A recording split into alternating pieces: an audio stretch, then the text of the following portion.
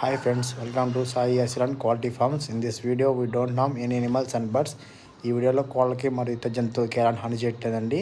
ఇంతకుముందు వీడియోలో రెండు బొమ్మలు పెట్టాం కదా, కాకి పెట్టమారు యాకొద్దు దాని మదర్ ఇది మంచి గల్వా డబుల్ బాడీ కడాలు పెట్ట heavy size double body rate కానీ హైగా ఉంటుందని మంచి సైజు చూసుకొచ్చి 14 సైజు ఉంటుంది, బటన్ సైజు వెయిట్ 3 కేజీలు ఉంటుంది.